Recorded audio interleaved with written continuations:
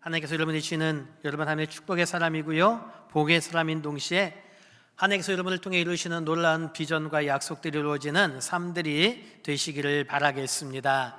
그래서 오늘도 하나님이 주신 귀한 비전을 바라보시고 또 그것을 향해 힘껏 나아가시기를 바랍니다.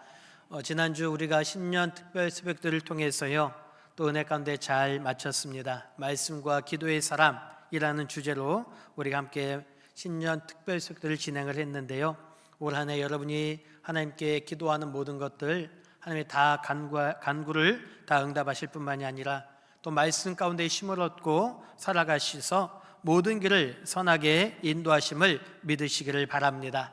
그래서 그 복을 다른 사람들에게도 이렇게 좀 알리는 그런 삶을 사시기를 바라겠습니다. 마가복음 5장 19절 말씀에 보면은요, 이렇게 말씀합니다.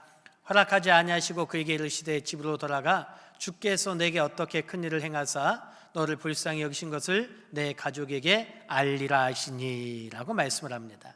그러니까 이게 어떤 얘기냐면요, 예수님께서 귀신 들린 사람을 고쳐주셨어요. 그리고 그 사람이 내가 예수님을 따라가겠습니다 라고 얘기했을 때, 아니야, 넌 그러지 말고 집으로 돌아가서 내가 너에게 했던 큰일들을 너희 가족에게 좀 알려줘 라고 그렇게 이야기를 했다는 거죠. 이 귀신 들린 사람은요, 귀신이 들렸을 때는 아무 누구도 그와 함께하지 않았습니다. 배척을 당했고요, 그러니까 혼자 외로이 살았던 사람, 또 스스로 학대했던 그런 삶을 샀던 사람이었지만 예수님의 은혜를 통해서 치유함 받게 되었고요, 그것을 통해서 그 은혜를 전하는 그런 삶을 살게 되었다라는 거죠. 우리 성도님들, 우리의 삶도 마찬가지입니다. 우리가 죄악 가운데 희망도 없이 살아가던 우리들의 모습이었지만 하나님의 은혜로 우리는 구원받은 하나님의 자녀가 되었고요, 그 회복의 은혜를 통해서 이 땅에 우리는 복의 사람으로 하나님이 살아가게 하셨다라는 거죠. 그렇다면 그 은혜를 나 혼자 간직하고 누리는 것이 아니라 나에게 행하셨던 놀라운 은혜들을요, 우리 가족들에게, 우리 이웃들에게, 사람들에게 알리는 증인된 삶을 살아가는 우리가 되어야 됩니다. 이게 바로 우리의 사명이고요, 또 그것을 통해서 우리는 증인된 삶을 살아갈 수가 있다라는 거죠.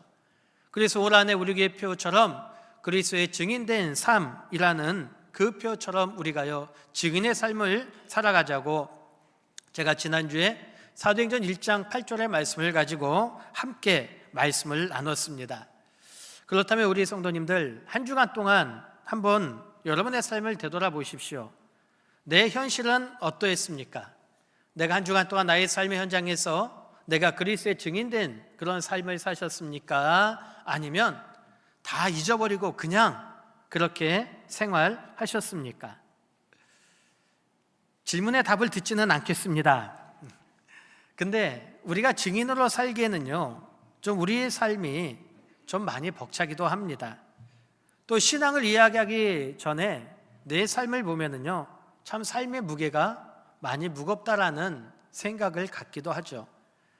그래서 그런 생각을 많이 합니다. 아유, 목사님, 내 삶의 문제도 내가 벅찬데요, 내가 어떻게 그리스도의 증인된 삶을 살 수 있습니까? 라고 말씀하신 분들도 있을 겁니다. 또 내가 그렇게 살지 못해가지고요, 아유, 내가 증인된 삶을 살지 못하는 나 자신을 보며 참 한심하다, 그렇게 낙심하신 분들도 아마 계실 겁니다.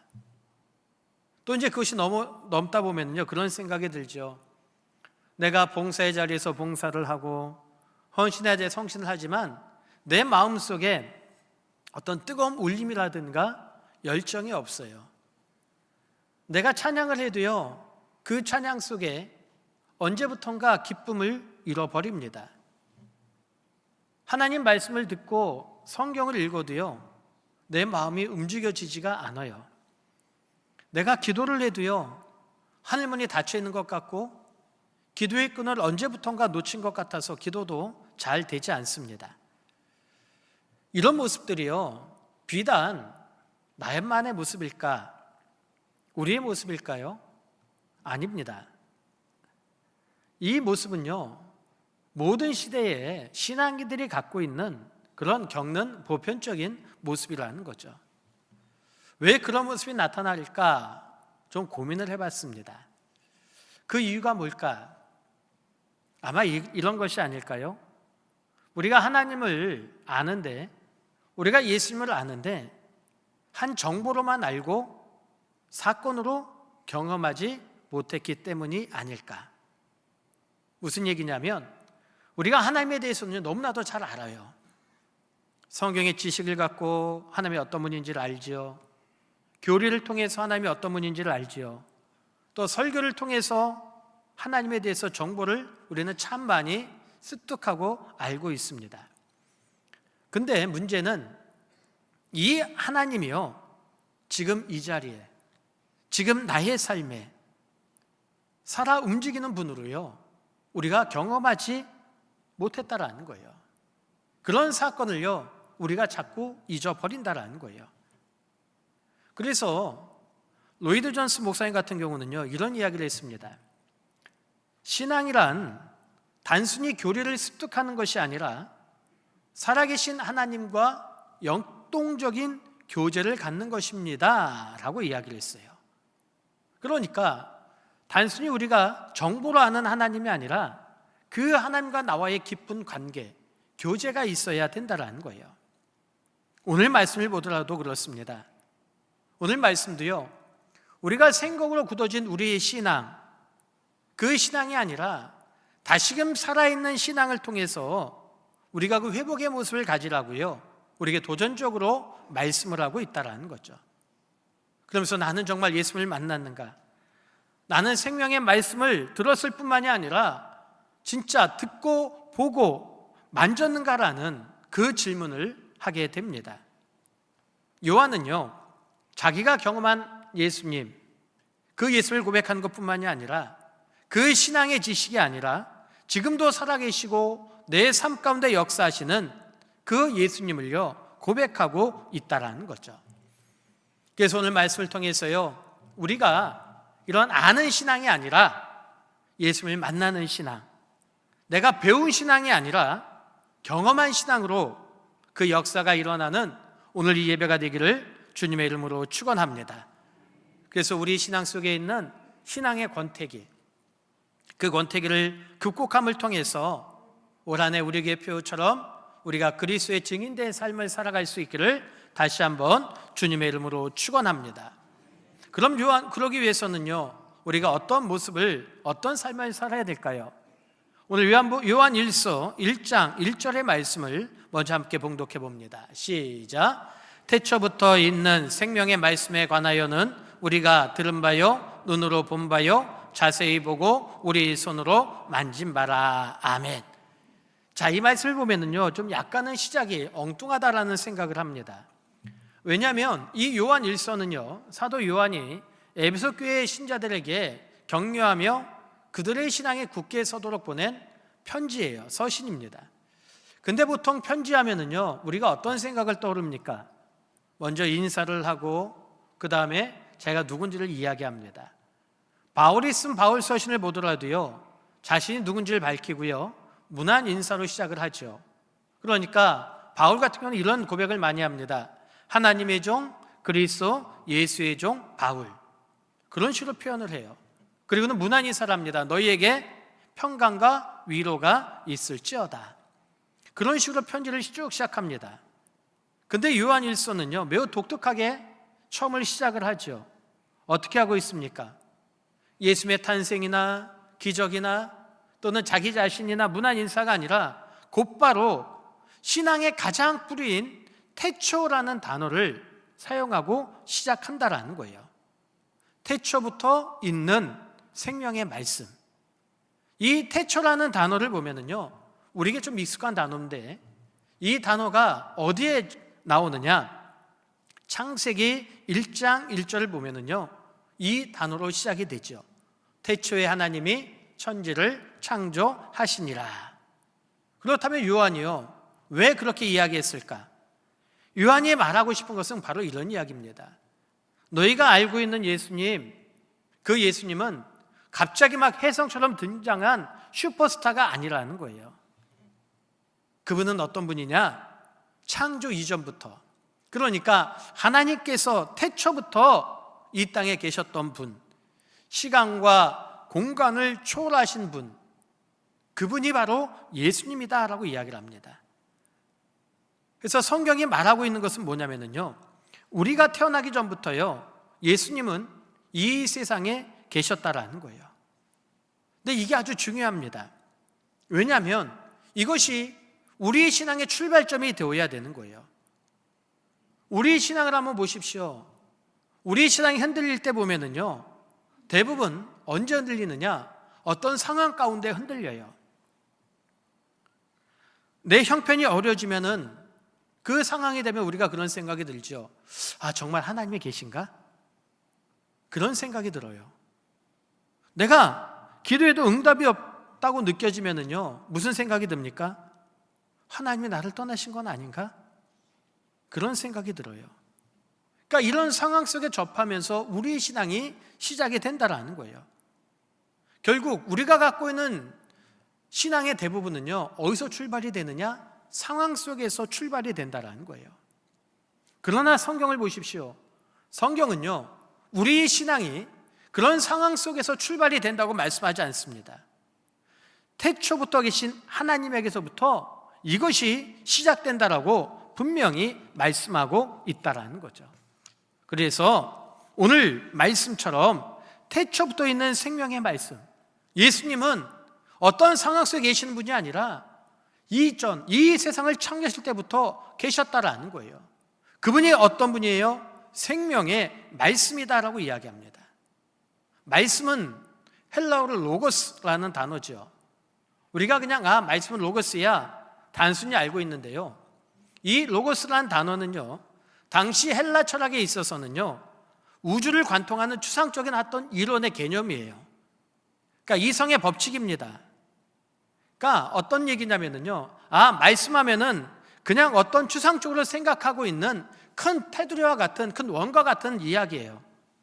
근데 요한이 이야기하고 있는 로고스는요, 그런 헬라 철학에 얘기하고 있는 어떤 추상적인 이론이나 원리가 아니라 인격적으로 우리에게 오신 하나님, 그 하나님이 말씀이다라고 이야기를 합니다. 그래서 요한복음 1장 14절 말씀해 보면은요, 이렇게 말씀하죠. 말씀이 육신이 되어 우리 가운데 거하시매 라고 이야기를 해요. 말씀이 육신이 되었다는 것은요, 무슨 얘기예요?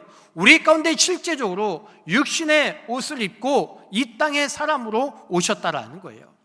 그렇기 때문에 추상적인 멀리 계신 분이 아니라 우리 삶 가운데 나와 가까이 계신 분이 누구예요? 바로 예수님이라는 사실이죠. 그래서 우리 성도님들, 분명히 우리가 알아야 될 것은 뭡니까? 예수님은요, 어디 멀리 계신 분이 아니에요. 역사의 뒤편에 계신 분이 아니라 우리와 가까이 계시고요, 우리의 삶 가운데, 내 역사 가운데 직접 뛰어들어서 함께 하시는 분이 예수님이라는 사실을 믿으시기를 바랍니다. 왜요? 그분은 생명의 말씀이기 때문에. 생명은 뭐예요? 살아있다라는 거죠. 성경에 보면, 헬라어로 보면 이 생명에 두 가지 단어가 있습니다. 하나는 비오스라는 단어고요, 하나는 조에라는 단어예요. 비오스라는 단어는 어떨 때 쓰냐면요, 숨을 쉬는 것, 그러니까 물리적인 삶을 의미할 때 비오스라는 단어를 씁니다. 그러나 조에라는 단어를 보면은요, 전혀 다른 차원의 생명을 이야기해요.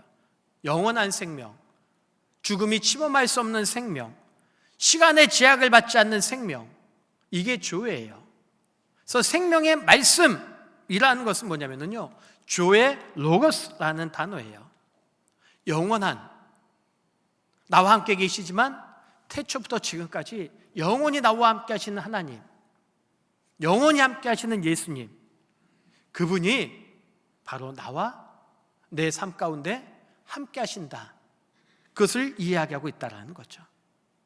그래서 신앙은요, 내가 무엇을 믿느냐 이전에 내가 누구를 붙들고 있느냐예요.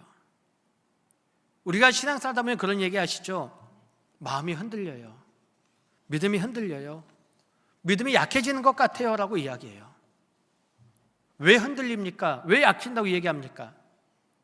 그건 우리 시시각각 변하는 감정 때문에, 상황 때문에, 결국 내가 붙드는 것이, 내가 바라보는 것이요, 사람의 평가, 세상을 붙들기 때문에 그렇다라는 거예요. 그렇기 때문에 요한이 얘기하고 있는 태초부터 있는 생명의 말씀을 강조하는 이유는요, 너희의 시선을 감정이나 세상 속에 두는 것이 아니라 영원한 말씀에 둬야 된다라고 우리에게 말씀하고 있다라는 거죠. 그렇다면 우리 성도님들, 지금 여러분의 삶이 지금 흔들리고 계시지는 않습니까? 지금 내 삶이 내 감정에 따라 자꾸 흔들리고 있지는 않습니까? 그러면서 내 상황을 막 분석하고 계시지는 않습니까? 그러지 마세요. 내가 흔들릴 때에 내 상황 속에서 우리가 먼저 바라봐야 될 것은요, 태초부터 계신 생명의 말씀이신 예수님을 붙들고요, 예수님을 바라보시기를 주님의 이름으로 축원합니다. 우리의 인생은요, 변해요. 감정은 흔들려요. 우리의 환경은요, 예측할 수 없는 방향으로 흘러가요. 오늘도 참 많이 걱정을 했습니다. 일기예보를 보니까요, 눈이 많이 온다고 막 뉴스도 나오고요, 그러더라고요. 걱정을 많이 했어요. 근데 막상 그 시간이 되니까 어떻습니까? 그렇게 눈도 안 와요. 그러니까 이처럼 환경은요, 우리가 예측할 수 없는 방향으로 바뀌어요. 흘러가요. 그러나 나를 붙들고 계시는 이 생명의 말씀은요, 환경에 따라, 감정에 따라 변하지 않는 분이세요. 그렇기 때문에 우리는요, 태초부터 계셨던 이 생명의 말씀, 영원히 변하지 않는 주님, 그분을 붙들고 살아가는 것이 우리의 모습이 되어야 됩니다. 우리가 그분을 바라보고 붙들었다면 어떻게 될까요? 그냥 붙든 것 끝나는 것이 아니라 그 말씀이요, 우리 가운데 들어와야 된다는 거예요. 그래서 요한 1서 1장 1절에 계속해서 뭐라고 말씀하고 있습니까? 우리 한번 볼까요? 태초부터 있는 생명의 말씀에 관하여는 함께 봉독해 봅니다. 시작. 우리가 들은 바요, 눈으로 본 바요, 자세히 보고 우리 손에 만진 바라. 아멘. 그러니까 태초했던 말씀을요, 우리가 들었대요. 그리고 어떻게 했대요? 눈으로 봤대요. 그리고 본 것이 아니라 자세히 봤대요. 그리고 손으로 만졌대요.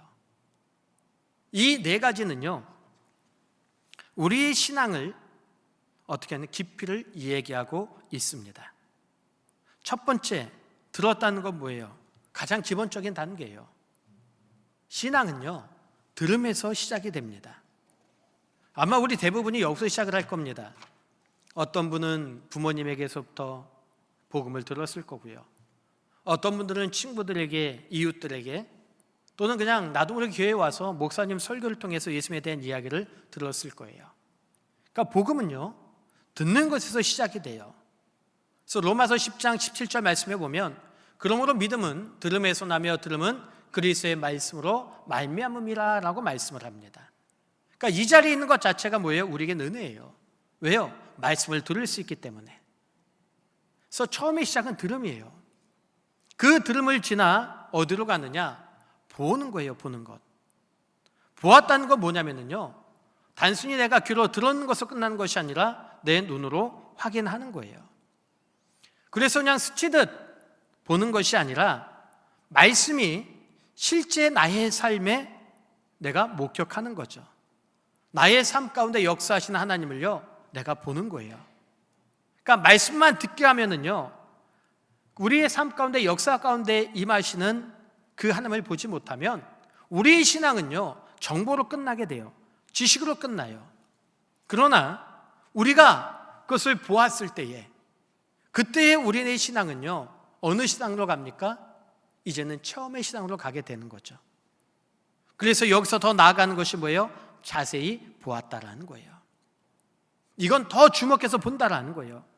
아, 내 삶 가운데 하나님께서 이렇게 역사하셨네? 그렇다면 이 의미는 무엇일까?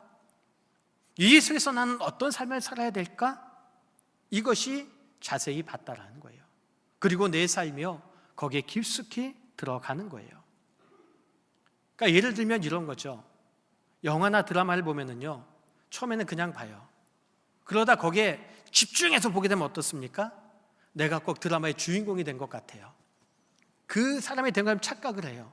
그래가지고요, 막 주인공 어려움을 당하면요, 아유 어떡해 막 그런 마음이 들고요. 주인공이 잘 되면은 잘 됐어 그 감정이 이입이 되는 것. 그게 자세히 보았다라는 거예요. 그래서 우리가 은혜 받았다, 그게 뭐냐면요, 내가 봤다라는 거예요. 은혜 받았다라는 것은요, 내가 그 은혜를 경험했다라는 거예요. 그러니까 그럴 때는요, 우리가 고난의 자리에서 도망치지 않고 하나님께서 말씀하신 말씀이 무엇인가를 막 들으려고 노력을 해요. 이게 자세히 본 모습이에요.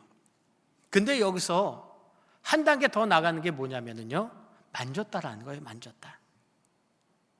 이 만졌다라는 표현은요, 요한 1서에 나오는 독특한 표현인 동시에 가장 중요한 고백입니다. 헬라어로 보니까 앱셀라페산이라는데 단순히 이렇게 만졌다는 게 아니에요. 더듬어 확인했다는 게 아니에요. 내가 이렇게 만져서 이거 종이네, 눈으로 만져서 이거 컵이네, 이게 아니에요. 이 말씀의 의미는요, 예수님의 부활을 내가 만지고 기억했다라는 거예요. 예수님께서 십자가에 달려 돌아가시고요, 부활하셨잖아요. 근데 제자들이 그 소문을 들었지만 믿지 못했어요. 두려워하고 있었어요. 그때 예수님께서 제자들에게 딱 나타나시죠. 제자들이 깜짝 놀래요. 야, 유령하냐? 유령하냐? 그때 예수님께서 이렇게 말씀하시죠. 누가복음 24장 39절 말씀 한번 볼까요? 시작. 내 손과 발을 보고 나인 줄 알라. 또 나를 만져보라. 영은 살과 뼈가 없을 때 너희 보는 바와 같이 나는 있느니라. 아멘. 바로 뭐라고 말씀하셨습니까? 나를 만져보라. 이게 만진다는 표현이에요. 만진다는 표현. 그러니까 부활하신 주님을 만나는 거예요. 그분의 살아계심을 내가 직접 목도하는 거예요. 그래서 우리 성도님들, 앞에서도 잠깐 말씀드렸지만 신앙은요, 어떤 들은 풍월이 아니에요. 누군가의 간증을 듣고요, 맞아 하면서 내 간증인 양 착각하는 게 아니에요. 신앙은 내 삶의 고난의 현장에서, 어둠의 골짜기 속에서, 그 속에서 내가 더듬더듬하며 손으로 만지듯이 내 속에 역사하셨던 하나님, 나에게 함께 하셨던 그 하나님, 그 하나님을 만지는 거예요. 이 은혜가 있기를 주님으로 축원합니다. 아유, 목사님 어떻게 그럴 수 있어요? 아니에요. 도마를 보십시오. 의심 많았던 도마. 제자들이 예수의 발을 얘기했지만 믿지 못했죠. 그는 오히려 뭐라고 얘기합니까? 내 손으로 그 못자국을 보고 손가락으로 넣어봐야 나는 믿겠어 라고 이야기해요. 그때 예수님께서 도마에게 나타나 말씀하시죠.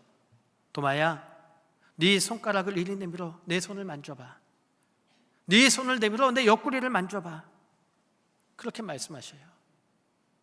그렇게 말하던 도마에게, 야, 너 왜 믿지 못해? 야, 너 내 제자 될 자격도 없어. 그렇게 말씀하지 않으셨다는 거예요.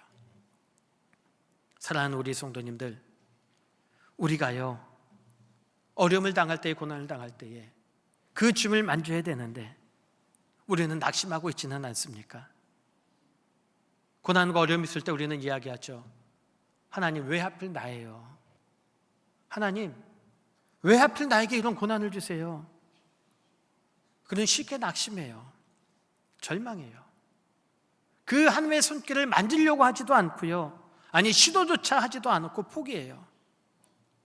그러나 우리 성도님들, 신앙에서 고난은 뭐예요? 신앙은 고난이 사라지는 게 아니에요. 고난 속에서 그 하나님을 만지는 것, 나에게 찾으신 그 예수님을 내가 더듬어 만지는 것, 이것이 믿음이고요, 이것이 신앙이라는 사실이에요. 그렇다면 혹시 여러분들 중에 질병에 계신 분이 계세요? 질병 어려운 분 계십니까? 그 질병의 병상이요, 내가 하나님을 만지는 자림을 기억하시기 바랍니다. 자녀의 문제로 힘드세요? 그런 부모님들 계십니까? 그러면 그 불안과 눈물 속에서요, 그 하나님의 손길을 더듬어 만지시기를 바랍니다. 사업의 문제, 경제적인 문제, 그 절박함이 있으세요? 그 절박함 속에서요, 하나님을 만지시기를 주님의 이름으로 축원합니다. 나의 삶 가운데, 고난 가운데 그 하나님을 만지려고 할 때 눈물 가운데 말할 수 없는 그 평안함이 우리 가운데 넘쳐나게 되고요. 그럴 때 떠오르는 말씀 한 구절이요, 고난과 절망 가운데 있는 나에게 작은 위로가 되고 힘이 된 줄 믿으시기를 바랍니다. 이게 만진바되는 신앙이에요. 그냥 포기하는 것이 아니라 나에게 찾아오신 주님, 그분 속의 고난 속에서 그분을 만지는 그 고백도지는 은혜, 이 은혜가 우리 모두에게 있기를 주님의 이름으로 축원합니다. 그렇다면 지금까지 함께 하셨던, 태초부터 함께 하셨던 하나님, 그 하나님을 내가 직접 들었고 내가 보았고 내가 만졌다면 이제 우리는 어떤 삶을 살아야 될까요? 하나님과 기쁨, 사귐을 갖고요, 그 사귐 속에서 세상 사람들과 사귐을 갖는 것이 우리의 모습이 되어야 된다는 거예요. 그래서 3절에 이렇게 말씀합니다. 함께 봉독해 봅니다. 시작. 우리가 보고 들은 바를 너에게 전함은 너희로 우리와 사귐이 있게 하려 함이니 우리의 사귐은 아버지와 그의 아들 예수 그리스도와 더불어 누림이라. 아멘. 사귐, 코이노냐, 이건 단순히 만나서 웃고 그 의미가 아니에요. 삶을 나누고 생명을 나누고 기쁨과 아픔을 함께 나누는 것, 이것이 사귐이에요. 그래서 이 사귐의 가장 중요한 것은요, 뭐냐면요, 하나님과의 사귐이에요. 먼저 수직적인 사귐. 우리가 지치고 무력한 이유는 뭘까요? 내가 사역이 많아서 지칠까요? 삶의 문제로 지칠까요? 아니에요. 진짜 이유는요, 하나님과의 사귐이 끊어졌기 때문에 그래요. 요한복음 15장 5절 말씀 보십시오. 나는 포도나무요 너희는 가지라. 그가 내 안에 내가 그 안에 거하면 사람의 열매를 많이 맺나니 나를 떠나서는 너희가 아무것도 할 수 없음이라. 아멘. 신앙의 열매는요, 내가 애써 만드는 게 아니라는 거예요. 나는 아무것도 아니지만 포도나무이신 그 예수님께 그 가지 가운데 우리가 거하면, 있으면 우리의 열매가 맺어진다라는 거예요. 엠마오로 가던 두 제자를 생각해 보세요. 예수님 십자가 사건 이후에 실망과 좌절 가운데 있던 그들에게, 그들이 예수님 곁에 있었지만 그들은 깨닫지 못했습니다. 그러나 말씀을 통해서 떡을 떼는 순간 예수님의 그 함께 하심을 그들이 그 사귐 속에서 마음이 열어졌고요, 뜨거움이 회복되었던 것처럼 우리 성도님들, 우리의 삶도 마찬가지예요. 삶에 지치고 연약함과 근심과 걱정이 있지만 그 하나님과의 사귐 속에서 하나님이 주시는 은혜와 그 만지심을 통해서요, 우리 가운데 뜨거움의 사귐이 다시금 회복된다면 그 힘을 가지고 우리는요, 나에게 맡겨진 삶의 현장에서 그리스도의 증인된 삶을 살아갈 수가 있다라는 거죠. 지금 여러분은 하나님과 사귐이 어떤 관계에 있습니까? 그 사귐이 끊어져 있지는 않습니까? 내가 주님을 만진 바 되었는데 그 만진 바 됨 속에서 하나님과의 사귐을 내가 끊어졌다면 나는 그 만짐을 잃어버리고 살아가고 있다는 거예요. 하나님과의 깊은 사귐이, 교제가 있기를 주님의 이름으로 축원합니다. 그 사귐이 있으면 그 다음에 어떤 사귐이에요? 수평적 사귐이에요. 그래서 말씀에 너희로 우리와 사귐이 있게 하렴이라 라는 말씀은 하나님과 나와의 관계가 회복돼, 사귐이 회복되어지면 성도들 간의 사귐은요, 자연스러워진다라는 거예요. 초대교회를 보십시오. 그들이 함께 모여 기도하고 교제하고 믿음의 성장이, 부흥의 역사가 일어났잖아요. 초대교회가 그렇게 부흥의 성장했던 이유가 뭐라고 생각하십니까? 교회 건물이 커가지고요, 어떤 제조가 잘 갖춰져 가지고요, 좋은 프로그램이 있어 가지고요, 아니에요. 하나님과의 사귐이 있다 보니까 성도들 간의 사귐이 살아나고요, 그러다 보니까 교회가 기도하는 일에, 말씀 가운데, 교제 가운데 부흥의 역사가 일어났다라는 거죠. 오늘날 교회들을 보십시오. 참 많이 분주해요. 그러나 분주한 만큼 많은 성도들이 하는 말들이 있죠. 외롭다는 이야기합니다. 아는 분이 별로 없어요라고 이야기합니다. 그러다 보니까 성도들 간에도요, 서로 마음이 다친 경우가 참 많아요. 죄송한 말씀이지만 우리 여기 믿음의 1세대들 앉아 계시지만 그분들 세대를 보면은요, 그런 얘기 많이 하시죠. 아유, 누구네 집에 숟가락 젓가락까지 몇 개인지 다 알고 있어. 예전에 그만큼 서로의 삶을 나누었던 그 모습들이요, 오늘날은 어떻습니까? 점점 닫혀져 있어요. 그만큼 우리의 사귐이요, 점점 사라졌다라는 거죠. 증인된 공동체, 하나님의 공동체는요, 어떤 공동체예요? 사귐이 있는 공동체예요. 서로의 짐을 나누고 함께 눈물을 흘리고 기쁨을 함께 누리는 것, 이것이 사귐의 공동체라는 거죠. 그래서 우리가 가질 모습은 다른 것이 아닙니다. 내가 주님을 만진 바 되었다면, 삶 가운데 체험된 고백이 있었다면 그 고백을 통해 우리가 사람들과 사귐을 통해서 함께하는 것, 그것이 우리의 모습이 되어야 된다라는 거죠. 사랑하는 우리 성도님들, 증인의 삶은 다른 것이 아닙니다. 말을 잘하는 게 증인의 삶이 아니에요. 성경을 많이 하는 것이, 그 지식이 증인의 삶이 아닙니다. 듣고 보고 만지고 나의 삶 가운데 그 은혜를 고백하고, 그리고 성도들 간에, 이웃들 간에 깊은 사귐 속에서 그 삶 가운데 고백되어지는 것, 삶 가운데 보여지는 것, 그것이 증인의 삶이라는 거죠.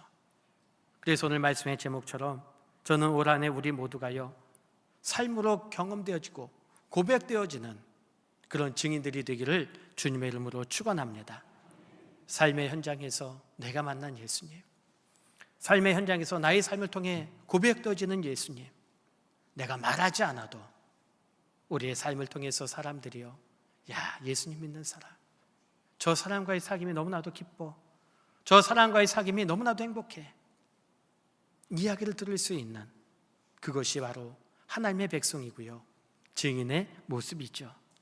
올 한 해뿐만이 아니라 주님께서 부르시는 그날까지 우리가 이런 사귐을 통해서 삶 가운데 증인된 삶으로 살아가는 저와 여러분 되시기를 다시 한번 주님의 이름으로 축원합니다. 기도합니다.